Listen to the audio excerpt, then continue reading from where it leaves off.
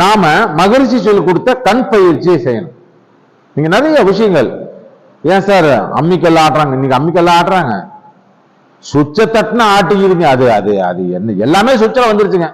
இட்லி வந்துருச்சுங்கண்ணா, இட்லி மெஷின்ல ஆடாக்க இட்லி வந்துருச்சு எல்லாம். எனக்கு ரொம்ப நகைச்சுவையான விஷயம், லேடிஸ் பொதுவா பாத்தீங்கன்னா காலையில வாசல் தொளிச்சு கோலம் போடுவாங்க இல்லைங்க.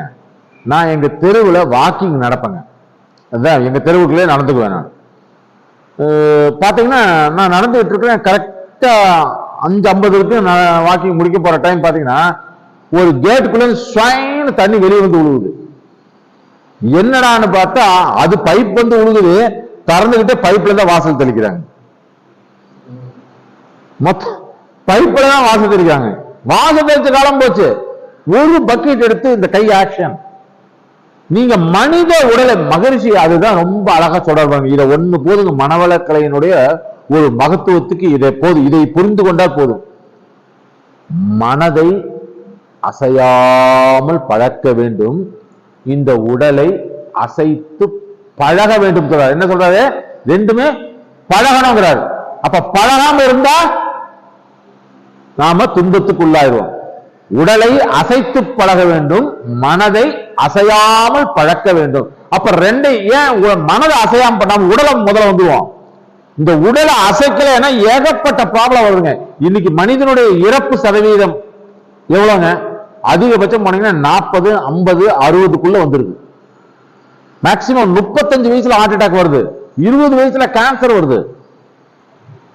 இது அத்தனை எக்கச்சக்கம். பெண்களுக்கா எவ்வளவு ப்ராப்ளம், ஆண்களுக்கு இப்படி ஒரு ப்ராப்ளம். காரணம் என்னன்னா நமக்கு எல்லாம் இன்டேக் தான் பண்றோம்.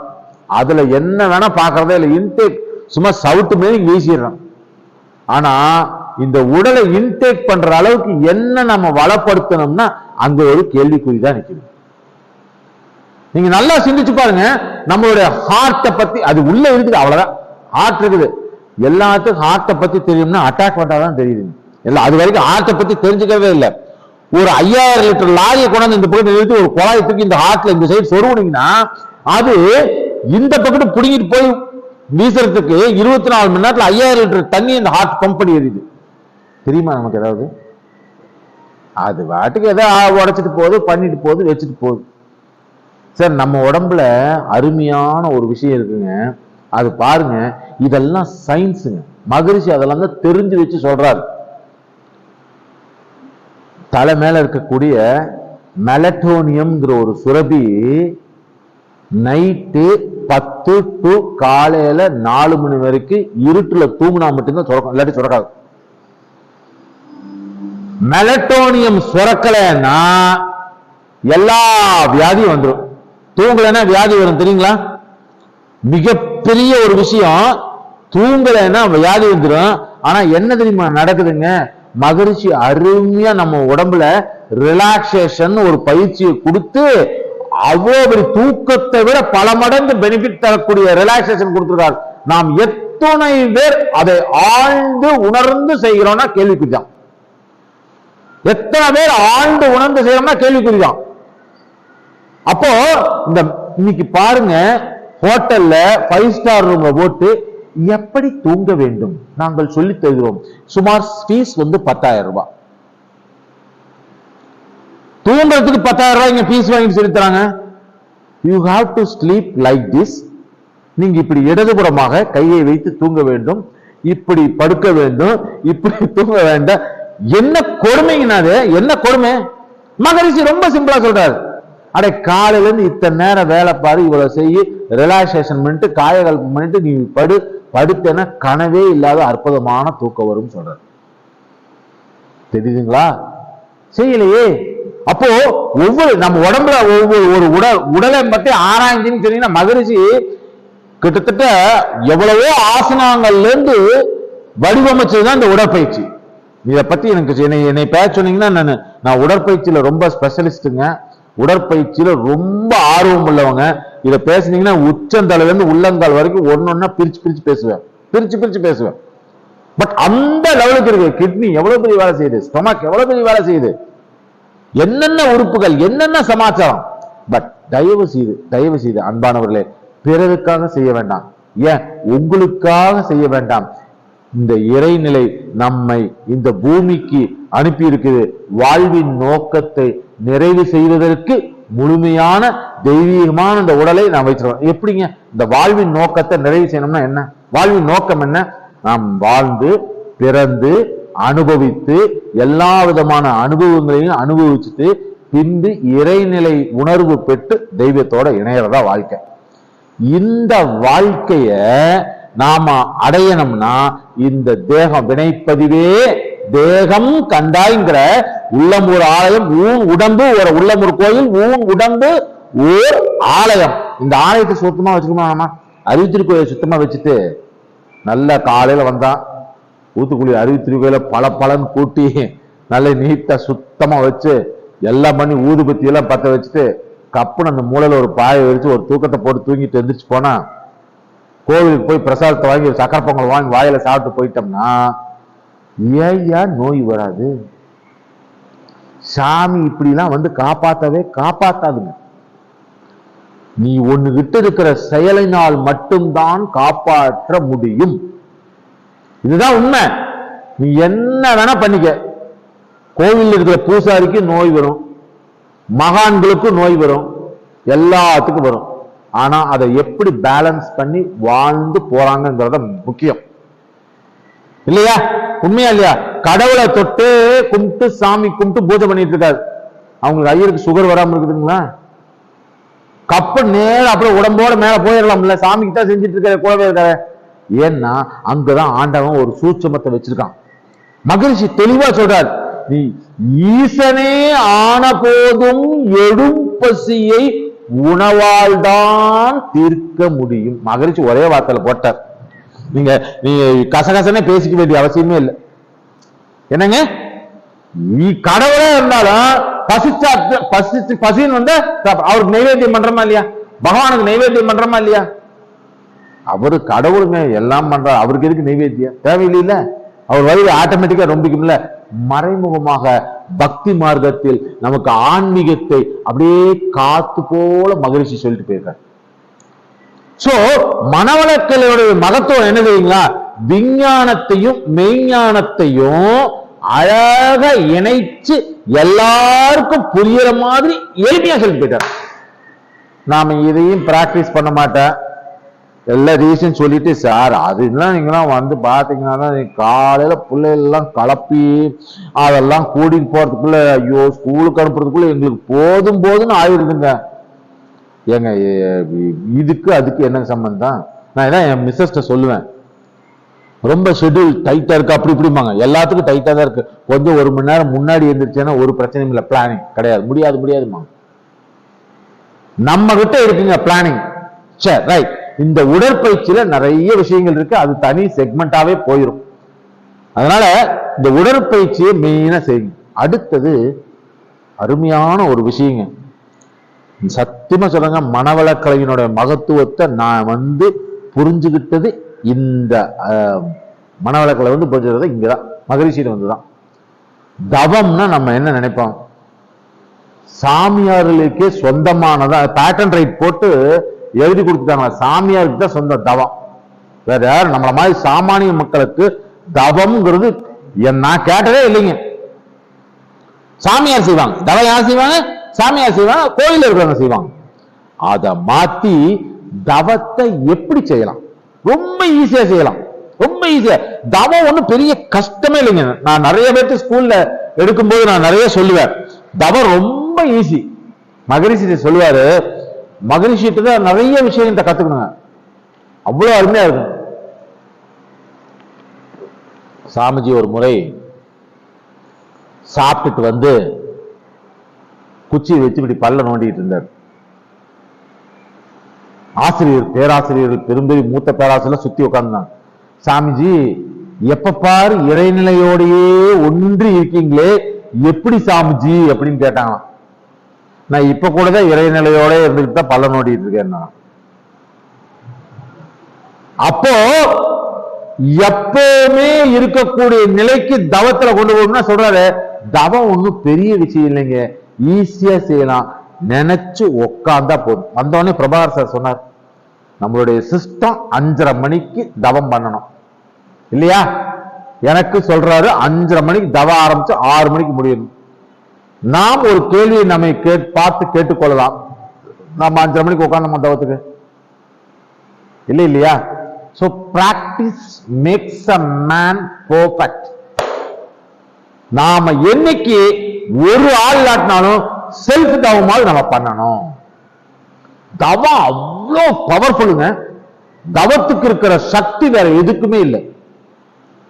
காஞ்சி மகா பெரியவர், நீங்க இங்கிருந்து புறப்பட்டீங்கன்னா ஏதோ ஒரு பர்பஸ்க்காக காஞ்சி மகா பெரியவரை பார்க்க போனீங்கன்னா அவர் கரெக்டா சொல்லிடுவார், இதுக்கு தான் வந்திருக்கிற, இன்னதுக்கு தான் வந்திருக்க. அவ்வளோ தவசீலன். மகரிஷியோட தவத்தினுடைய சக்தி என்ன தெரியுங்களா? நாங்க போய் உட்கார்ந்துருந்த ஒரு 500 பேர் உட்கார்ந்துருந்தாங்க ஹால்ல. நீங்க எல்லாம் அறிவித்திருக்கோம், அங்க போயிருப்பீங்க. ஆலியார்ல இந்த பெரிய அருளகம் பெருசா இருக்கும். எல்லாம் சர்டிபிகேட் கொடுக்குற முன்னாடி சாமிஜி வந்து உட்காந்து எல்லாம் பண்ணிட்டாரு. நாமளும் போய் ஏதோ சரி கூட உட்காந்துருக்கலாம்னு உட்காந்துருக்கேன். மகரிஷி கடைசியில் சொல்ற, ஆசிரியர் ஆகிட்டு நாங்களாம். அப்ப நாங்க தீட்சை கொடுக்கணும் இல்லையா எல்லாத்துக்கும்? அப்ப தீட்சை கொடுக்கறதுக்கு ஆற்றல் வேணும் இல்லையா? அப்ப மகரிஷி சொல்றாரு, இனிமே உங்களுக்கு குறையே வராது, நான் உங்களுக்கு எல்லாம் ஏற்பாடு பண்ணி தரேன். நான் கற்றுக்கொண்ட இது நாள் வழங்கிய பெற்ற பலன் தவ பலன்கள் அனைத்தையும் உங்களுக்கு கொடுக்குற, வாங்கிக்கோங்க, அது குறையே வராதுன்னு சொல்லி போட்டு எல்லாத்தையும் இப்படி கையை தூக்க சொன்னாருங்க. நானும் கையை தூக்குனேன். அப்ப வரைக்கும் நம்பலைங்க, அதெல்லாம் சும்மா புருடா விடுறாங்கன்னு இப்படியே தான் இருந்தேங்க.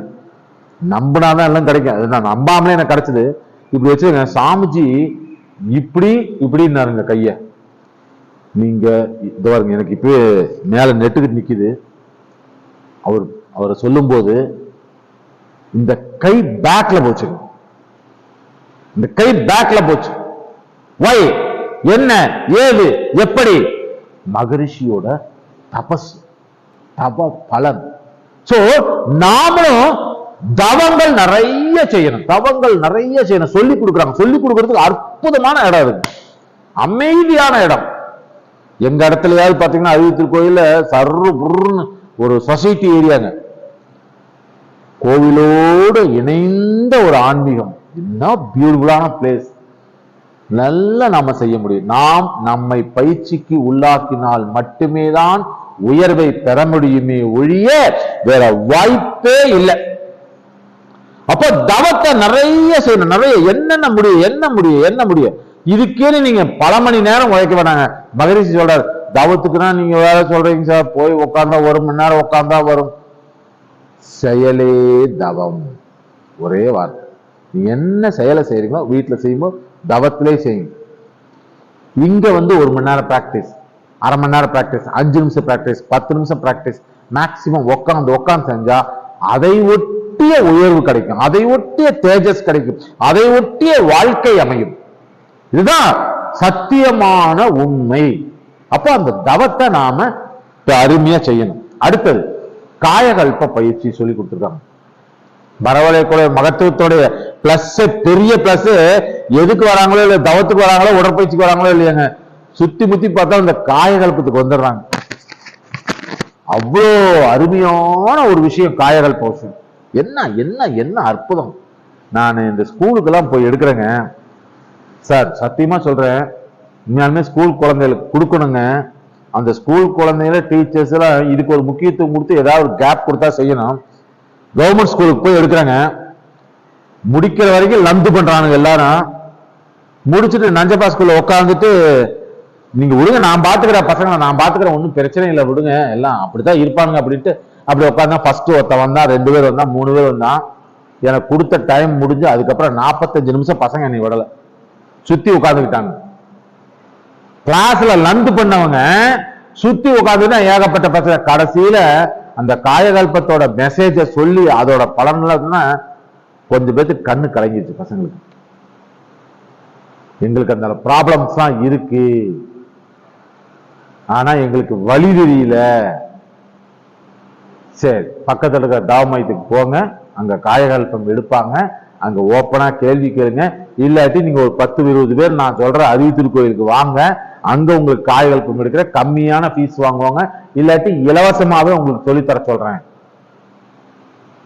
சோ அவ்வளோ பிரயோஜனமான ஒரு விஷயம். நம்மள மாதிரி மனிதர்களுக்கு என்ன நாம் ஏன் தொடர்ந்து காயகல்பம் செய்ய வேணும்? காயகல்பத்தை செய்யறதுனால ஏகப்பட்ட பிரச்சனைகள் சால்வ் ஆகுங்க. லேடிஸ்க்குனா லேடிஸ்க்கு பிரச்சனை, ஜென்ஸுக்குனா ஜென்ஸுக்கு பிரச்சனை, எவ்வளவு பிரச்சனைகள் சால்வ் ஆகுங்க. மகரிஷியோட புக்கு, வாழ்க்கை வரலாறு புக்கெல்லாம் படிக்கிற சாதாரண மனுஷன் வெள்ளக்கார மாதிரி மாறிட்டார். ஏன் அவர் மட்டும்தான் மாறமா, நம்மளால மாற முடியாதா? அப்படின்னா நமக்கும் அந்த வாழ்க்கை உண்டு, மாற முடியும். ஆனால் நாம் அதை தொடர்ந்து செய்யணும். இதுதான் மனவளக்கலையினுடைய மகத்துவம். நீங்க மனவளக்கலையினுடைய மகத்துவம் என்னன்னா, போற போக்குல அப்படியே ஜாலியா சொல்லிட்டு போய் ஜாலியா செய்யறது. எந்த வித உணவு நீங்க எங்காவது ஊத்துக்குழி தவமயத்திற்கு வருவோர்கள் 2 வேளை காய்கறிகள் சாப்பிட வேண்டும், 1 வேளை உணவு சாப்பிட வேண்டாம், வாரத்துல 1 நாள் விரதம் இருக்க வேண்டும். ஏதாவது பிரபாகர் சார் கட்டளை போடுறாரா? யாராவது கறி சாப்பிடக்கூடாதுன்னு கட்டளை போடுறாங்களா? மனவளக்கலை மகத்துவம் தான். மகத்துவம் என்ன? ஐயா நீ வா, மகரிஷி சொல்றாரு, காயகல்பம் செஞ்சு எல்லாம் செய்ய போயிருமா? மகரிஷி கேட்கிறாங்க. ஐயா நீ செய்ய ஆரம்பி. நீ செய்ய ஆரம்பிச்சுன்னா உன்னை விட்டு விலக வேண்டியதெல்லாம் தானாக விலகிவிடும். நாம செய்யவே ஆரம்பிக்கலையே, செஞ்சாதானே செய்யணும். செய்தால் அவ்வளோ பலன் கிடைக்கும். இதுதான் மனவளக்கலையினுடைய மகத்துவம். நமக்கு போற போக்க சார் மிக அருமையா சொல்லணும். காயகல்பம் இவ்வளவுதான், இவ்வளவு இதை பத்தி ஒரு பேசிக்கா வச்சுக்க. காயகல்பம்னா தொடர்ந்து செய்யுங்க, தொடர்ந்து செய்யுங்க. யோசிக்காம சம்பந்தி வீட்டுல போய் நான் செய்வேன். முதல்ல சம்பந்தி வீட்டுல ஃபர்ஸ்ட் கூச்சப்பட்டேன் 1 செகண்ட். அதுக்கப்புறம் இதுக்கெல்லாம் கூச்சம் இருக்கிறேன். சம்பந்தி மாமா நீங்க என்ன பண்றேன் அப்படின்னாங்க. காயகல்பம் பண்றேன் அப்படின்னு. ரைட்டு அப்படின்னாங்க. என்ன அப்படின்னா என்ன? ஒண்ணும் இல்ல மாமி, நீங்க போடுற சாப்பாட்டுக்கு நன்றி சொல்லி வாழ்த்தி வாயில போடுறாங்க. இப்படியா? இப்படி எல்லாம் மனவளக்கலையில சொல்லித்தராங்க. இதாங்க மனவளக்கலை மகத்துவம். நாம் அப்படி திருப்பிக்கணும். அப்பதான் அவங்க வருவாங்க இல்லையா? சம்பந்தி சாப்பாடு போடுறதுக்கு நன்றி சொல்றதுக்கு ஒரு மகான் சொல்லித்தராருன்னா எங்கேயாவது இப்படிதான் நம்ம பண்ணணும். கல்யாணத்துல பண்ணும்போது என்னன்னு கேட்டாங்க. இல்லைங்க இது ஒரு அருமையான ஒரு இதுங்க, நீங்க இத்தனை பேர் சோறு போடுறீங்க, யாராவது உங்களுக்கு நன்றி சொல்றாங்களா? நான் அதனால கடவுள்கிட்ட உங்களுக்காக நன்றி சொல்றாங்கன்னு. அவன் பக்கெட்டை பிடிச்சி இத்தனை நம்மளை பாக்குறேன் அப்படியே கப்புன்னு. இது என்ன வித்தியாசமான பிறவியா இருக்கும் போல் இருக்கு, எங்கிருந்தா வந்திருக்கும் போல் இருக்குதுடா அப்படின்னு. ஏன்னா பரமாரணனுக்குலாம் நன்றி சொல்றதுக்குலாம் எந்த இடத்துல நான் சாப்பிட்டு இருந்தாலும் சரி, சும்மா நாச்சும் போய் சமைக்காரன்ட்ட பின்னிட்டு மாமா சூப்பர் சார், சூப்பர் அருமையா இருக்கு சாப்பாடு, அந்த பொரியல் இருக்கு, அது என்னங்க சூப் 2 பாராட்டிட்டு வரணும். இதெல்லாம் எங்க கத்துக்கிட்டேன்னு நினைக்கிறீங்க? நம்ம மனவளக்கலையில இருந்து கத்துக்கிட்டோம். நிறைய அட்டன் பண்ணி கிளாஸ் அட்டன் பண்ணி நாங்க எடுத்து கத்துக்கிட்டோம். சோ போற போக்குல நமக்கு எளிமையா சொல்லி கொடுக்கக்கூடிய ஒரு விஷயம் மனவளக்கலை. இந்த பயிற்சியெல்லாம் காயகல்பம் முடிஞ்சாச்சு, தவம் முடிஞ்சாச்சு, உடற்பயிற்சி முடிஞ்சாச்சு. இனி உயர்வு நிலை பயிற்சிகள். அன்பானவர்களே, இப்பதான் இதெல்லாம் நீங்க கண்டிப்பா தெரிஞ்சுக்கணும். நீங்க எத்தனை காலம் இந்த மன்றத்தோட எது நடந்தாலும் தொடர்பு வச்சுக்கிட்டு இருக்கீங்களோ அத்தனை விஷயமான நல்ல விஷயங்களையும் உங்களால புடிச்சுக்க முடியும். அதை விட இன்னொரு விஷயம், உங்க குழந்தைகள், உங்களுக்கு பின்னாடி இருக்கக்கூடிய சந்ததியர்கள் மிக அற்புதமான வாழ்க்கை வாழ வேண்டும் என்று நினைச்சால் நம்மால என்ன இந்த சமுதாயத்துக்கு செய்ய முடியுமோ அதை ரிட்டர்ன் பேக் செய்யணும். என்ன ஐயா இருக்காரு, பொருள் இருக்கு நிறைய ஐயாட்டன்னு வச்சுக்கோங்க. ஐயா இந்த கோயிலை கட்டிக்கங்க, 4 பேர் பயன்படட்டான். அந்த காலத்துல அரசர்கள் கட்டி விட்டாங்களா, இது மாதிரி செய்யறாரு. இவர் இருக்கிறார், அண்ணா ஒரு 5 லட்ச ரூபா கொடுங்க, நான் பணத்தை கோயில் கட்டுறதுக்கு வேணும்னா கொடுப்பாரா? முடியாது. ஆனா என்ன பண்ணாரு, ஐயா நீங்க கோயில் கட்டுங்க, மணி அடிச்சு பூஜை பண்ற வேலையை நான் பாத்துக்கிறேன். ரைட்?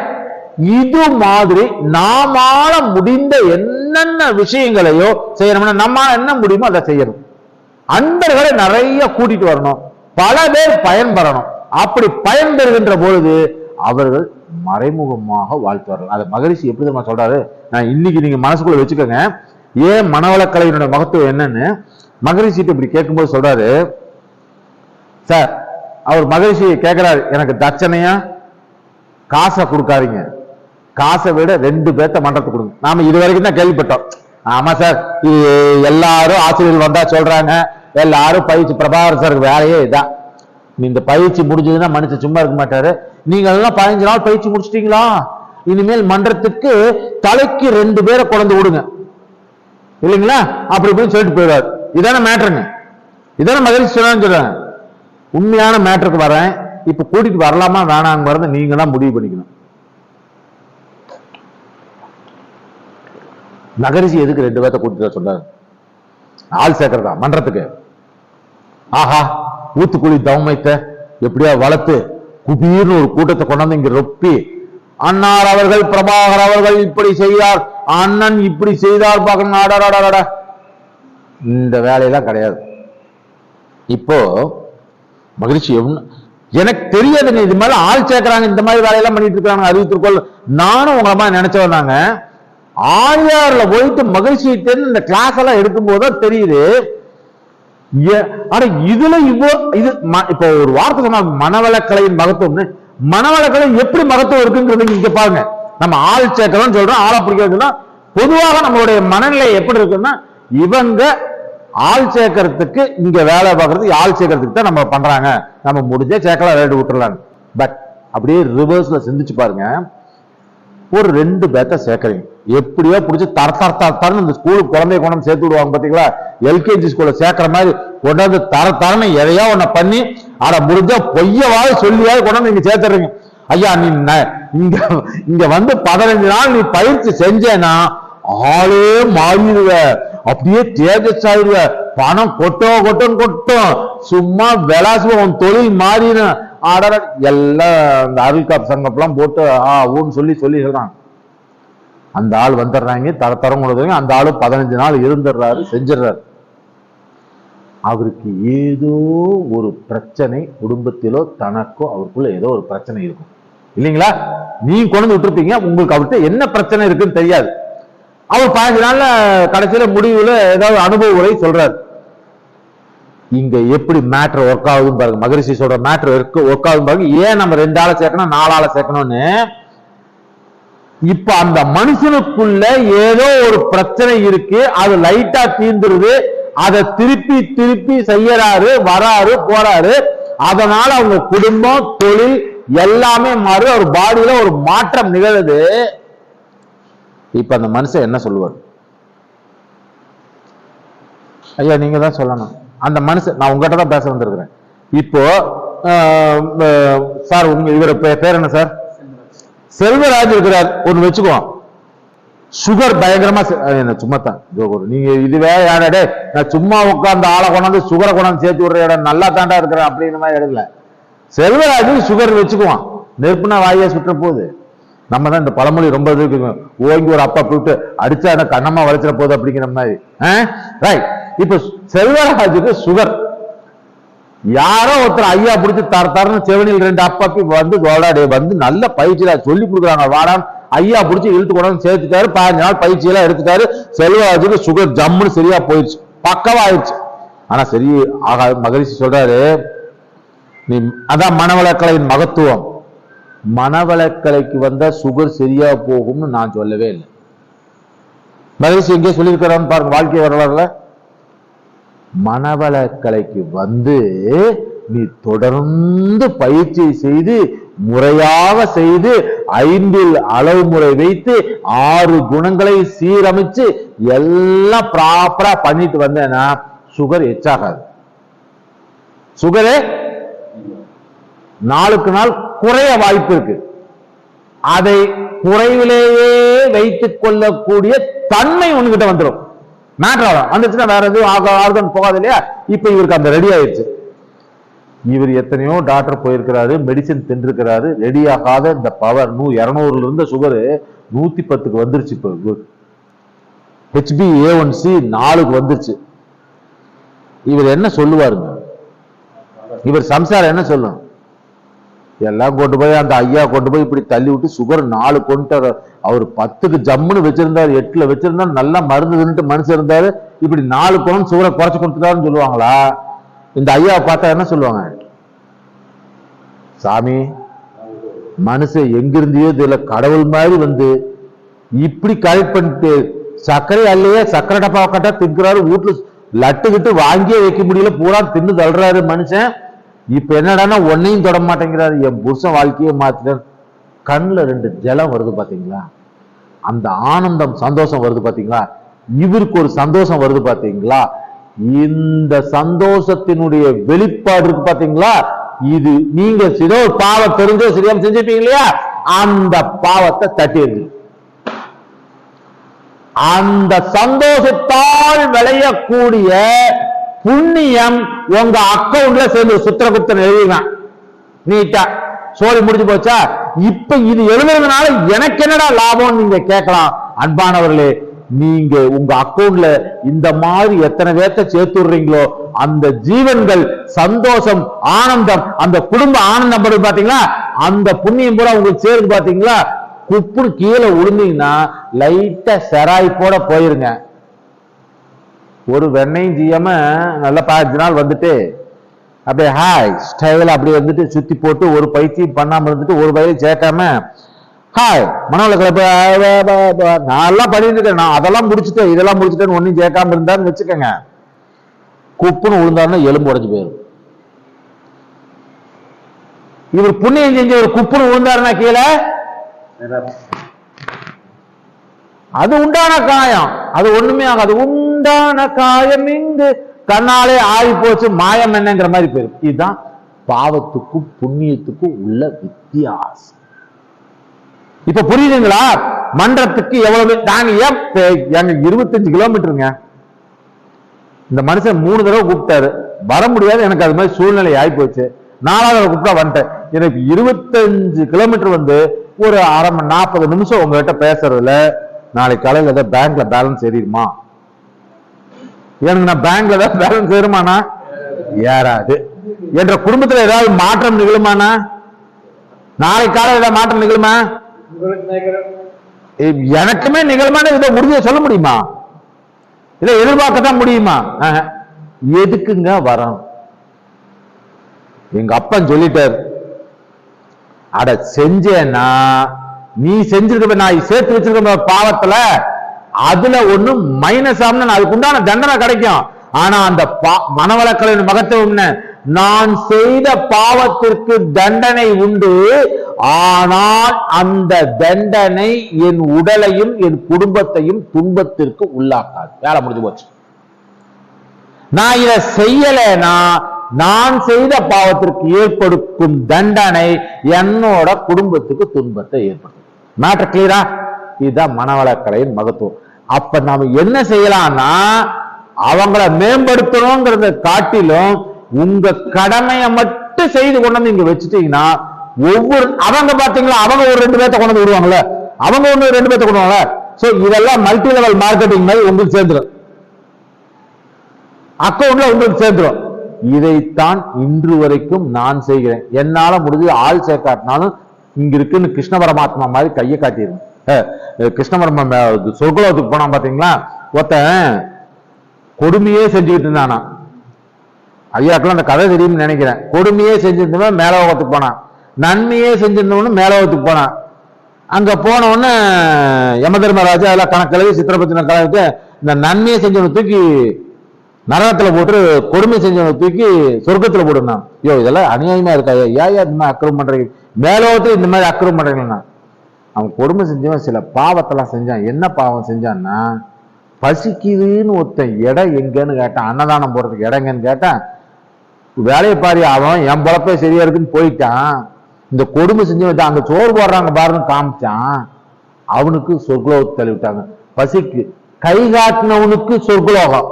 அப்ப நம்ம எத்தனை பேருக்கு கை காட்டுறது, நமக்கு எத்தனை சொர்க்கம் இருக்குது? காமிக்கிறதுக்கு வழியும் சொல்லி கொடுத்துட்டாரு, பிளாட்ஃபார்மும் பண்ணி கொடுத்துட்டாரு. செஞ்சா போதும், சொல்லிக்கிட்டே இருங்க, செஞ்சுக்கிட்டே இருங்க. நாங்களும் இந்த பயிற்சி எங்கனால் முடிந்ததை 4 பேர்த்துக்கு சொல்லிக்கிட்டே இருக்கணும். அவ்வளவுதான் மேட்டர். இதே மாதிரிதாங்க கோவத்தை எப்படி கண்ட்ரோல் பண்றது. நீங்க நான் இப்படித்தான் பேசுறத நீ பார்த்திருக்கீங்களேங்க. என்னைய மாதிரி கோவக்காரெல்லாம் மோசமான கோவக்காரன். இப்ப வரைக்குமே பர்சன்டேஜ் இருக்கு, ஆனா பர்சன்டேஜ்ல குறைஞ்சிருக்கேன். மனவளக்கலை தான் நீ மாத்திருக்கு. வீட்டுல எதுக்கு தெரியுமா கோபம் வந்ததுன்னா, வீட்டுல பண்ண நீங்க எல்லாம் போய் கிளாஸ் எடுத்து சினம் தவிர்த்தல்னு கிளாஸ் எடுத்து விளக்கிடும், சுருக்குங்க நமக்கு. ஏன்டா டேய் வேலியே பயிர மேயறதா வாய முடிக்க. இப்பெல்லாம் எருமாட்டு மேல மழை மேய்ஞ்ச மாதிரி அப்பப்ப கப்பு கப்புன்னு ஆப்பாய்க்கணும். என்ன அழகா சொல்லி கொடுத்துருக்காங்க. சினம் தவிர்த்தல், கவலை ஒதுக்கணும். என்ன ஒரு ஒரு விஷயம் அகத்தாவில பிரிச்சு பிரிச்சு பிரிச்சு பிரிச்சு சொல்லி கொடுக்குறாங்க. நம்மளை மேன்மைப்படுத்துவதற்காக எல்லா நிலைகளும் அப்படியே அள்ளி வீசியிருக்கார் மகரிஷி அவர்கள். நாம டம்ளார கொண்டு போறோமா பக்கெட்டை கொண்டு போறோமா, அதான் முக்கியம். பக்கெட்டை கொண்டு போனா பக்கெட் நிறைய எடுத்துட்டு வரல, டம்ளார கொண்டு போனா டம்ளார் வரைக்கும் தான் எடுத்து. எதுல எடுக்க போறோங்கிற நாம தான் முடிவை செய்யணும். ஏன்னா நாம இங்க சேர்த்து வச்சிருக்கிற லோடு கணக்குல டிப்பர் கணக்குல நிக்குதுங்க. வெளியில வேணா நம்ம சொல்லிக்குவோம், அப்படியே பேசும்போது பெரிய உலகமாக புனிஞ்சுமா ஆஹாஹாமா, ஆனா உள்ள ஓடும். நமக்கே தெரியும். உங்களை மாதிரி ஜட்ஜு உலகத்துல யாருமே இல்லைங்க. சூப்பர் ஜட்ஜு நீங்க தான். வெளியில எல்லாம் பண்ணுவோம். ஐயா அவர்கள் உள்ள நம்ம செஞ்சிருப்போம். வீட்டுல சம்சாரத்தை 2 அப்பா பிட்டு வந்திருப்போம். வந்துட்டு நேரம் ஐயா அப்ப உங்களை சொல்றேன்னு நினைக்கிறேன். வீட்டுல 2 அப்பா போயிட்டு இங்க வந்து உட்கார்ந்து இருப்போம். ஒரு பொது நிகழ்ச்சிக்கு போயிருப்பாங்க. இங்க பொண்டாட்டிய 2 பேசி பேசி திட்டி இருந்துடும் பொது நிகழ்ச்சியில. ஐயாவுடைய கர்ம வீர கொடைகள் ஆஹா ஓஹோ, ஐயா அவர்களும் அவருடைய வாழ்க்கை துணையும் இருக்கின்ற வாழ்க்கை இருக்கே அப்படின்னா அங்க சிரிச்சுக்குவாங்க. ஆனா உள்ள மனவளக்கலை இதுதான். மனவளக்கலை வராத போட வெங்காயம் மகத்துவத்தோட புரிஞ்சுக்கிட்டீங்களா? இது மாதிரி ஏகப்பட்ட விஷயங்கள் இருக்கு. தொடர்ந்து மன்றத்துக்கு வாங்க. நிறைய அன்பர்களை அள்ளி அள்ளி சேருங்க. உங்களுடைய புண்ணியம் இருக்கு பாத்தீங்களா, நீங்க உங்களுக்கும் கிடைக்கும், உங்களுக்கு பின்னாடி உங்கள் சந்ததிகளுக்கும் கிடைக்கும். அதுதான் உண்மை, எக்கச்சக்க உண்மை. நானா உதாரணம் ஏகப்பட்டது சொல்ல முடியும். பொண்ணு டாக்டர் முடிச்சுட்டா மாப்பிள்ளை தேடி இருக்கோம். சாய் கேட்டரிங்ல அப்படியே சாய் இதுல பாத்துட்டு இருக்கோம், எல்லாம் பண்ணிட்டு இருக்க வச்சுட்டு இருக்கோம். தொழில் இருக்க சிஏ மாப்பிள்ள தான் பார்க்கணும் நினைக்கிறேன். கரெக்டா சிஏ மாப்பிள்ள வந்து பொத்துன்னு உழுவுது. நல்ல எங்களை விட நல்ல வசதியான இடம். எல்லாரும் அழித்திருக்கோல வாழ்த்துன ஒரே விஷயம், நீங்க செஞ்ச செயல்கள். 15 வேளம்பாளையம் எங்க இருக்கீங்களா? இங்க இருக்குதுங்களா? பூண்டிக்கு பக்கத்துல இருக்குதுங்க. 15 வேளம்பாளையங்க. கொடுவா எங்க இருக்குதுங்க? கிட்டத்தட்ட 35 கிலோமீட்டருங்க. 3:45 கிளம்புவேன். 35 கிலோமீட்டர் போய் உடற்பயிற்சி சொல்லி கொடுத்துட்டு 13 நாளும் நான் 6 மணிக்கு கிளம்பி இங்க வீட்டுக்கு வருவேன். 15 நாளும் சொல்லி கொடுத்துட்டு வந்தேன். இது மாதிரி நான் எந்தெந்த இடம் போனா எனக்கு கிருகிருன்னு சுத்துது. அப்ப எல்லாம் அவர் இயக்குறார். நம்ம நான் சொல்லி காட்டுறதுக்காக சொல்லுங்க, அவர் என்னை இயக்குனார். அதான் சொல்லுவாங்க, எல்லாம் நீங்க செஞ்ச புண்ணியம் அப்படின்னு. நான் ஒன்றும் புண்ணியம் செய்யலைங்க, அவர் செய்ய வச்சார். நீங்க அது மாதிரி தொடர்ந்து நீங்க எல்லாம் செய்யுங்க. மன்றத்துக்கு வாங்க, என்ன முடியுதோ செய்யுங்க, என்ன முடியுதோ ஆட்களை சொல்லுங்க, பாருங்க, பேசுங்க. நான்லாம் பேசுறதுதான் சில பேர் சில விஷயங்கள் நம்ம வந்து ரிஸ்க் எடுத்துதான் சொல்லி ஆகணும். ஏன்னா அவங்கள நன்மைப்படுத்தணுங்கிற ஆள் சேர்க்கறதுல சொல்லக்கூடாது, நன்மைப்படுத்தணும். இதுல வந்தனா உன் லைஃபே பேசுற லைஃபே சேஞ்சுன்னா வந்து எட்டி பார்த்துக்கலாம், என்னதான் இருக்குன்னு பார்த்துக்கலாம். செய்யுங்க, நம்மளால முடிஞ்ச நல்லதை செய்யலாம். ஏன் சார் ஒண்ணுமே இல்லை, ஒரு சின்ன விஷயத்தை சொல்லி நிறைவு செய்துக்கிறேன். அந்த முக்கில் போண்டாவும் சட்னியும் சூப்பருங்க. புதுசா ஒருத்த கடை போட்டேன், யாருக்கும் இங்க இருக்குன்னு தெரியாது. அக்கா உங்களுக்கு மட்டும்தான் தெரியுது. இந்த போண்டா பஜ்ஜி நீங்க இது மாதிரி சாப்பிட்டதே இல்லைங்க. அந்த சட்னி 2 சட்னி கொடுக்குறாங்க, பிச்சு உதறது, அவ்வளவு அருமையா இருக்கு. சாப்பிட்டு வந்துட்டு நம்ம சாப்பிட்டா நான் மட்டும் டெய்லி போய் சாப்பிட்டு பேசாம இருந்துக்கணும், யாருக்கிட்டையும் சொல்லக்கூடாது அப்படின்னா இருப்போம். சரி, சொன்னதுக்கு இந்த அக்கா சொல்லிட்டாங்க, நாளைல இருந்து ஒரு பஜ்ஜிக்கு இவ்வளவு கமிஷன் அப்படின்னு உங்களுக்கு கொடுக்குறானா? ஏதாவது கமிஷன் கொடுக்குறானா? ஒண்ணும் கிடையாதுங்க. சும்மா மைக்க வச்சு கூப்பிடும், அக்கா ஐயோ சாமி நேற்று தின்னம்பாரு வா, எங்க பஜ்ஜி நல்லா இருக்குன்னு சொல்லிட்டு முடிச்சிட வேண்டியதானே. அந்த மூலையில் இருக்கிற பஜ்ஜி நல்லா இருக்கு சொல்லி முடிஞ்சுதா, வேலை முடிஞ்சுதா? நம்ம விடுவோம் பாருங்க. அக்கா பஜ்ஜி சுட சுட போட்டான் பாருங்க, 2 சட்னி. அந்த சட்னில வெங்காயம் 1 சட்னி. ஐயோ அப்பா போட்டா அவனே விளக்கம் தெரியாது அவனுக்கு இவ்வளவு. அவனை விட நம்ம விளக்கம் சொல்லி அவனோட சேல்ஸ் ரேட்டை இன்க்ரீஸ் பண்ணி அவனை பணக்காரனாக்காம விடுறதே இல்லை. போதா குறைக்கு வேற பார்சல் வேற கட்டி எடுத்துட்டு வர்றது, வீட்டுக்கு உடம்புற வந்தா முதல்ல அவன்கிட்ட போன் பண்ணி சொல்லி 10 பஞ்சு ரெடி எனக்கு. இது அத்தனை சோழியும் நம்ம பண்றது. மனவளக்கலைக்கு ஒரு ஆளை சேருங்க, புண்ணியம் கிடைக்கும், உங்க குடும்பம் நல்லா இருக்கும், எல்லாம் நல்லா இருக்கும். ஏங்க அதை வேற கூப்பிட்டுக்கிட்டே இருக்கணுங்களா?